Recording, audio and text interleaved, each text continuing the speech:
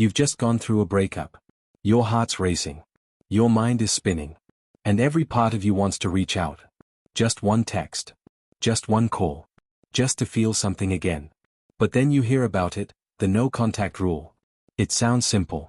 Cut off all communication. No texts. No calls. No checking their socials. Nothing. But what does it actually do to your brain? And more importantly, how can you use it to your advantage, without turning it into a game? Let's break it down. What is the no contact rule? The no contact rule isn't just a dating tactic. It's a psychological reset. It's the deliberate decision to stop all communication with an ex after a breakup, for a set period of time. Usually 21 to 45 days. Sometimes longer. But it's not about punishing them. It's about protecting you. Because when you cut contact, you're not just creating space.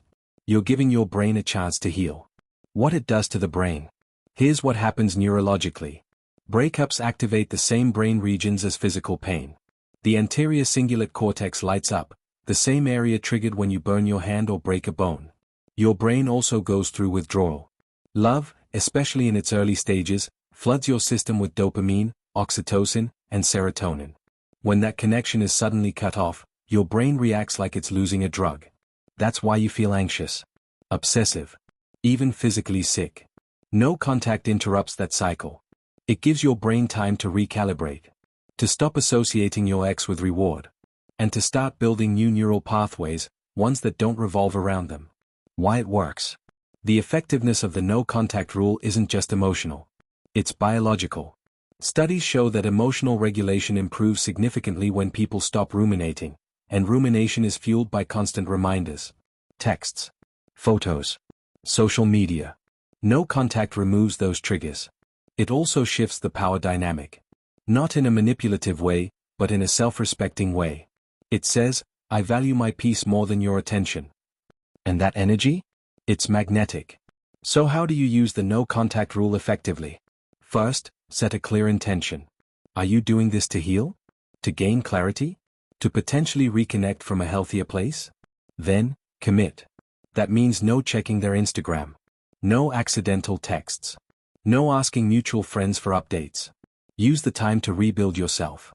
Reconnect with your identity. Reinvest in your passions. Journal. Work out.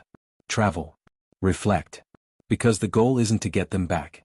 The goal is to get yourself back. And ironically, that's often what makes them notice. When to break it and when not to. Now let's talk about the hard part, breaking no contact. Should you reach out on their birthday? What about a major life event? A loss in the family? Here's the rule of thumb. If your intention is purely compassionate, and you're emotionally stable, a brief, respectful message is okay. Something like, just wanted to say I'm thinking of you today. Hope you're doing okay. But if you're secretly hoping they'll respond with love or regret, pause. That's not compassion. That's craving. Birthdays and big events can stir up nostalgia. But they're also emotional traps. If you're not grounded, they can pull you back into a cycle you've worked hard to escape. So ask yourself, am I reaching out from love or from lack? When it doesn't work and why that's okay. Sometimes, no contact doesn't bring them back. Sometimes, they move on. Sometimes, you do. And that's okay. Because the real win isn't reconciliation. It's transformation. You've proven to yourself that you can survive without them. That you can feel pain without reacting. That you can choose peace over chaos. That's growth. That's power. That's healing. The no contact rule isn't a trick. It's not a punishment.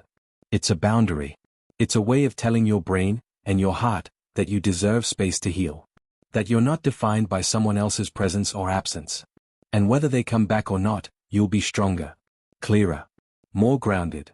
Because the most attractive version of you isn't the one who begs to be loved. It's the one who knows they already are, by themselves.